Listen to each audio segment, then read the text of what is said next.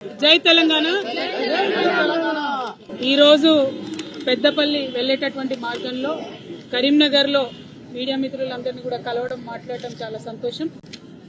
ఈరోజు ఇక్కడ పూలే గారి విగ్రహానికి మరి మనందరం కూడా నివాళులు అర్పించుకొని స్ఫూర్తి పొంది అనేక కార్యక్రమాలు చేస్తున్నటువంటి సందర్భం కనపడతా ఉన్నది.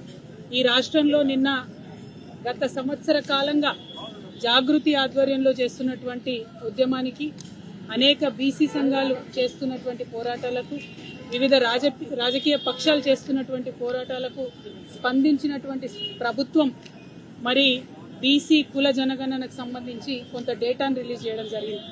వాస్తవానికి ఇది భారతదేశంలో ఉన్నటువంటి పరిస్థితులన్నీ గమనంలోకి తీసుకుంటే ప్రజాస్వామిక వాదులందరూ కూడా స్వాగతించాల్సినటువంటి క్షణం. డెఫినెట్గా ప్రజాస్వామ్యాన్ని బలోపేతం చేసే దిశలో ఒక మంచి ముందడుగు పడింది. మరి పడ్డటువంటి ముందడుగు అనేది ఏదైతే ఉందో అది బలహీనంగా పడ్డదా, లోపభూయిష్టంగా పడ్డదా అన్నది మాత్రం ఖచ్చితంగా మనం ఆలోచన చేసుకోవాల్సినటువంటి అవసరం ఉన్నది, ఆత్మవిమర్శ చేసుకోవాల్సినటువంటి అవసరం ఉన్నది. భారతదేశ స్వతంత్ర చరిత్రలో ఎన్నడూ కూడా బీసీల కులగన్న దేశవ్యాప్తంగా జరగలేదు. కేవలం బ్రిటిష్ వాళ్ళు ఉన్నప్పుడే జరిగింది. ఆ తర్వాత తెలంగాణ ప్రత్యేక రాష్ట్రంగా ఏర్పడ్డ తర్వాత గౌరవ ముఖ్యమంత్రి, అప్పటి ముఖ్యమంత్రి కేసీఆర్ గారి ఆధ్వర్యంలో తక్షణమే మనం సకల జనుల సర్వే ఒకటి చేసుకున్నాం, సమగ్ర కుటుంబ సర్వే చేసుకున్నాం. తద్వారా మనకు వచ్చినటువంటి డేటాను తీసుకొని అనేక కార్యక్రమాలు చేసుకోవడం జరిగింది. సో ఆనాడే ఒక మంచి ముందడుగు పడింది. అందులో డేటాను వాడుకొని మనం వివిధ కులాలకు అనేక రకాలైనటువంటి మంచి కార్యక్రమాలు చేసినాం.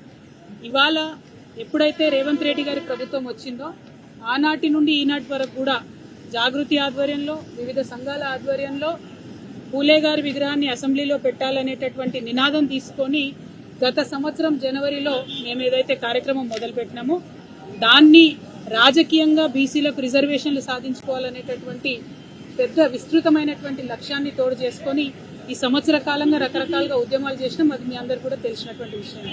మరి ఆ ఉద్యమాలకు తల ఒగ్గి కాంగ్రెస్ పార్టీ ప్రభుత్వం డెడికేటెడ్ బీసీ కమిషన్ వేయాల్సినటువంటి పరిస్థితి ఏర్పడ్డది. డెడికేటెడ్ బీసీ కమిషన్ ద్వారా లెక్కలు చేయాలి, ఎన్యూమరేషన్ చేయాలి అని మేమందరం కోరినా కూడా మా మాట పట్టించుకోకుండా ప్లానింగ్ కమిషన్ ద్వారానే ఇవాళ ప్లానింగ్ డిపార్ట్మెంట్ ద్వారా ప్రభుత్వం సర్వే చేయించడం జరిగింది. దానికి ప్రభుత్వం చెప్పినటువంటి సాకు ఏంటిది? ప్లానింగ్ డిపార్ట్మెంట్ దగ్గర మాత్రమే మనుషులు ఉన్నారు, మెన్ అండ్ మెషినరీ ఉన్నారు కాబట్టి ప్లానింగ్ డిపార్ట్మెంట్ నుంచి సర్వే చేసినామని చెప్పింది. ఓకే, వెల్కమ్ చేసినాం. కానీ ఆ సర్వే ఇవాళ ప్రతి ఒక్కరి మనసులలో ఉన్నటువంటి విషయం సరిగ్గా జరగలేదనేటటువంటి ఆలోచన ప్రతి ఒక్కరికి ఉన్నది. మీరు ఏ గ్రామంలో చూసినా, ఏ పట్టణంలో చూసినా మా ఇంటికి రాలేదు అనేటటువంటి ఒక మాట అన్ని చోట్ల వినబడుతున్నటువంటి మాట. ఇది నేను చెప్తున్నది కాదు, అన్ని కుల సంఘాలు, అన్ని రాజకీయ పక్షాలు ప్రతి ఒక్కరు కూడా మాట్లాడుతున్నటువంటి మాట. ఒకవేళ సర్వే సమగ్రంగా జరగకపోతే మరి ప్రభుత్వం ఇచ్చినటువంటి డేటా కరెక్టా కాదా అనేటటువంటి అనుమానం ఒకటి వస్తున్నది. ఇవాళ మీకు ఇక్కడ ఒక లెక్క నేను చెప్పదలసి చాలా ముఖ్యమైనది, తెలంగాణ సమాజానికి చేరవేయవలసిందిగా మీడియా మిత్రులు నేను కోరుతా ఉన్నా. ఈ దేశంలో 2011లో జనాభా లెక్కలు చేయడం జరిగింది. 2011లో చేసినటువంటి జనాభా లెక్కలలో మన తెలంగాణ ప్రాంతంలో 83 లక్షల ఇండ్లు అంటే 83 lakh హౌస్ హోల్డ్స్ ఉన్నాయని చెప్పింది. ఆనాడు వాళ్ళు చెప్పినటువంటి జనాభా, కేంద్ర ప్రభుత్వం చేసిన జనాభా లెక్కల్లో 3,50,00,000 మంది జనాభా ఉందని చెప్పింది. ఏది 2011. 2014లో ఎప్పుడైతే తెలంగాణ రాష్ట్రం ఏర్పడ్డదో కేసీఆర్ గారు నిర్వహించినటువంటి సమగ్ర కుటుంబ సర్వే ఒకటే రోజులో చాలా పటిష్టంగా విదేశాలలో ఉన్న మన వాళ్ళని కూడా ఇంటికి రప్పించి చేసినటువంటి సర్వేలో వచ్చిన లెక్కలు ఏంటంటే 1,03,00,000 హౌస్ హోల్డ్స్ ఉన్నాయి మన దగ్గర. 1,03,00,000 హౌస్ హోల్డ్స్, 3,68,00,000 జనాభా అని ఆనాడు మనం అనుకున్నాం. అంటే కేవలం 4 ఏళ్లలో 2011లో పెట్టినటువంటి చేసిన లెక్కల నుంచి 2014లో చేసినటువంటి లెక్కలకే 20 లక్షల ఇండ్లు పెరిగినాయి ఆనాటికి. అది పక్కన పెడితే ఇవాళ 2014 నుంచి 2024 సంవత్సరంలో ఉన్నాం. 10 సంవత్సరాల తర్వాత వాళ్ళు లెక్క పెట్టేటప్పటికి చెప్తుంది, ఇది మనం ఉన్న 25లో కానీ వాళ్ళు లెక్క పెట్టింది 24లో. ఆ 24లో చేసినటువంటి లెక్కలో 10 ఏళ్ల తర్వాత చేసినటువంటి లెక్కలో కాంగ్రెస్ ప్రభుత్వం ఏం చెప్తుంది? 1,15,00,000 ఇండ్లు ఉన్నాయని చెప్తున్నారు. 1,15,00,000. జనాభా ఎంత అని చెప్తుంది? 3,70,00,000 అని చెప్తుంది. మనకు 11 నుంచి 14 వరకు చేసినటువంటి లెక్కలలోనే సంవత్సరానికి 6 లక్షల కుటుంబాలు పెరుగుకుంటూ పోయినాయి. ఆ లెక్కన చూసుకుంటే ఈ 10 ఏళ్లలో ఎన్ని ఇండ్లు పెరగాలి?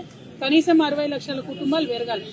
మనము బీఆర్ఎస్ పార్టీలో ఉన్న మనము 2023 వరకు అంటే 10 సంవత్సరాల్లో ఇచ్చినటువంటి కళ్యాణ లక్ష్మి చెక్కులే అంటే పేదవారికి ఇచ్చేటటువంటి కళ్యాణ లక్ష్మి చెక్కులే 13,78,000 ఉన్నాయి.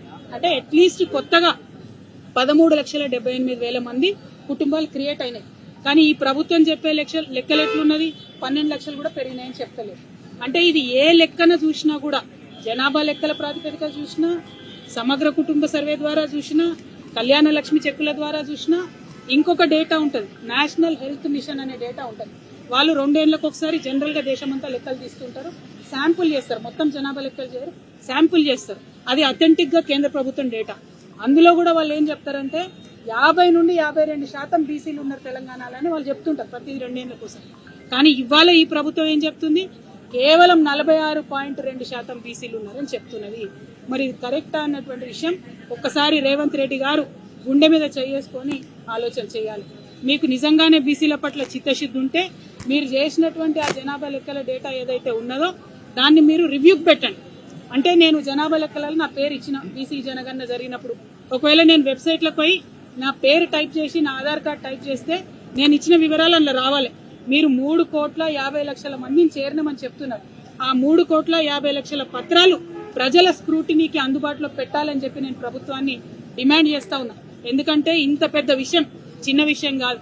ఏమంటుంది నిన్న ప్రభుత్వం, ఎంత బాధ అనిపించిందంటే ఆగమాగం నిన్న రిపోర్ట్ ఇచ్చుకున్నారు, రేపు 4వ తారీఖు నాడు పొద్దున కేబినెట్ పెడతారట. ఎంతసేపు కేబినెట్ లో చర్చ, ఇంత పెద్ద విషయం మీద కేవలం గంట సేపు చర్చ. తర్వాత వెంటనే అసెంబ్లీలో ఏం చేస్తున్నారు, షార్ట్ డిస్కషన్, అంటే చిన్న చర్చ, లఘు చర్చ. బీసీల విషయం అంటే అంత మీకు చిన్నగా కనబడుతున్నదా? బీసీల జనాభా అంటే మీకు అంత చిన్నగా కనబడుతున్నదా? బీసీలకు రాజకీయ సాధికారిత అనే అంశం మీకు చిన్నగా కనబడుతున్నదా? చిన్న చర్చ పెట్టి ఏం లాభం చేస్తారు మీరు?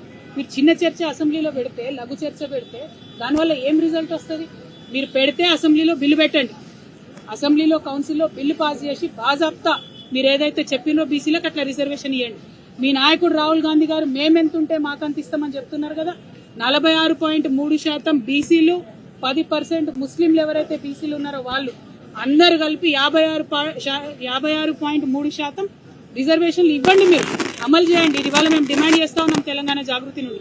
ఎందుకోసం ఈ డిమాండ్ చేస్తున్నాం అంటే మేమెంతో మాకంతే అని చెప్పి దేశమంతా రాజ్యాంగం పట్టుకొని తిరిగే మీ రాహుల్ గాంధీ గారు బీసీల విషయంకి వచ్చే వరకు ఎందుకు వెనక్కిపోతున్నారు? మీరు ఇదే మోసం కర్ణాటకలో చేసిండ్రు, ఇదే మోసం మీరు బీహార్లో చేసిండ్రు, ఇదే మళ్ళీ మీరు తెలంగాణలో రిపీట్ చేసే ప్రయత్నం చేస్తున్నారు. కానీ మర్చిపోకండి, తెలంగాణ బీసీలు చైతన్యవంతమైనటువంటి బిడ్డలు. తెలంగాణ బీసీలకు తోడుగా ఇవాళ యావత్ తెలంగాణ సమాజం నిలబడింది. ఎస్సీలు, ఎస్టీలు, బీసీలు, మైనారిటీలు అందరూ కూడా తెలంగాణలో ప్రజాస్వామ్యం ఎక్కువ ఉంటుంది. ప్రజాస్వామ్యవాదులమైన అందరం కూడా బీసీలకు అండగా నిలబడి ఉన్నాం. మీరు చెప్పిన లెక్కలు కాకి లెక్కలని మేము చెప్తున్నాం. అయినా సరే ఆ కాకి లెక్కల్లో మీరు చెప్పినటువంటి శాతానికైనా తక్షణమే రిజర్వేషన్ ఇచ్చినాకనే మీరు ఎన్నికలకు పోవాలి. మేము ఒకవేళ ఈ లెక్కల గురించి ఎక్కువ మాట్లాడితే మాకు కాంగ్రెస్ పార్టీ నైజం తెలుసు, మా మీద నెపం నెట్టి ఎన్నికలు దూరం చేసే ప్రయత్నం చేస్తారు. కాబట్టి మేము ఇవాళ చాలా డిమాండ్ పక్కడబందీగా న్యాయ నిపుణులతో మాట్లాడి, అన్ని బీసీ సంఘాల కుల పెద్దలతో మాట్లాడి, అందరితో మాట్లాడినాకనే ఈ డిమాండ్ చేస్తా ఉన్నాం. మీరు ఇచ్చిన కాకి లెక్కలైనా సరే 56.3% రిజర్వేషన్ పెట్టి ఎన్నికలకు పోండి. ఈ లోపల ఒక 15 రోజులు రివ్యూకి టైం ఇవ్వండి. అన్ని నగరాలలో, ప్రధాన కూడళ్లలో ప్రభుత్వం తరఫున మీరు టెంట్లేసి మళ్ళా ఒకసారి ఎవరైనా మిస్ అయిన వాళ్ళు ఉంటే వారి జనాభాను నమోదు చేసుకునేటటువంటి అవకాశాన్ని మీరు ఇవ్వండి. మీకు చిత్తశుద్ధి ఉందంటున్నారు కదా, ఇవ్వండి. నిన్న నాకు ఇంకా డేటా వచ్చింది దాంట్లో చాలా మంది బీసీ మేధావులు ఫోన్ చేసి చెప్తున్నారు, క్రితంసారి కేసీఆర్ గారు చేసిన సమగ్ర కుటుంబ సర్వేలో వచ్చినటువంటి బీసీ జనాభాకి ఇప్పుడు వచ్చినటువంటి బీసీ జనాభాకి 21 లక్షల మంది తేడా కనబడుతున్నది. మరి ఆ 21 లక్షల మందికి ఎందుకు అకౌంటబిలిటీ లేదు? క్రితంసారి సమగ్ర కుటుంబ సర్వేలో ఓసీల సంఖ్య చాలా తక్కువగా కనపడ్డది, ఈసారి ఓసీల సంఖ్య చాలా పెంచి కనపడుతున్నది. మరి దీంట్లో ఏంటి మతలబు? ఓన్లీ ఓసీల జనాభా పెరిగి బీసీల జనాభా తగ్గుతుందా, ఎస్సీల జనాభా తగ్గుతుందా, ఎస్టీల జనాభా తగ్గుతుందా అనేటటువంటి ప్రశ్నలు వస్తున్నాయి. కాబట్టి ఈ డేటా మీద అనేక అనుమానాలు ఉన్నప్పటికీ మీరు చెప్పిన లెక్కలనే ఈ ఎన్నికల మందం ఆహ్వానించి మీరు చెప్పిన లెక్కల ప్రకారం ఎలక్షన్లకు బీసీలకు రిజర్వేషన్లు ఇచ్చి వెళ్లవలసిందిగా డిమాండ్ చేస్తా ఉన్నాం. ఎందుకంటే నెపం మళ్ళా మీరు ప్రజల మీద పెట్టి ఇచ్చే ఫలాలు ఇవ్వకుండా ఆపుతారు. కాబట్టి ఇట్లా డిమాండ్ చేస్తా ఉన్నాం. దాంతోపాటు ఒక 15 రోజులు మళ్ళీ ఒకసారి రివ్యూకి అవకాశం ఇవ్వాలి. ఎవరైతే ఎన్రోల్ కాలేదో వాళ్ళు ఎన్రోల్ చేసుకునే అవకాశం ఇవ్వాలి. మేము రేపు పొద్దున అసెంబ్లీలో చర్చ పెట్టినారు, దాన్ని ఆహ్వానిస్తున్నాం. అసెంబ్లీలో ప్రభుత్వం ఇంకా ఏమైనా క్లారిటీ ఇస్తుందేమో కూడా తప్పకుండా వేచి చూస్తాం. ఇచ్చిన తర్వాత కూడా మళ్ళీ బీసీ ఉద్యమాలలో ఎన్నో సంవత్సరాల నుండి పనిచేస్తున్నటువంటి అందరి పెద్దల్ని కూడా కలుస్తాం. కృష్ణయ్య గారైనా, వి ప్రకాష్ గారైనా, ఇంకా అనేక మంది పెద్దలు ఉన్నారు, నాయకులు ఉన్నారు. అందరితోని రేపు అసెంబ్లీ తర్వాత కూడా మళ్ళీ కలిసి సమాలోచన చేస్తాం. అల్టిమేట్ గా తెలంగాణలోని బీసీలకు సాధికారత వచ్చేంత వరకు, రాజకీయాల్లో మనకు దక్కాల్సిన వాటా మనకు దక్కేంత వరకు పోరాటం ఆగదు. జాగృతి ఈ పోరాటంలో ముందుంటదని చెప్పి మీ అందరికీ తెలియజేస్తున్నాను. Thank you. జై తెలంగాణ.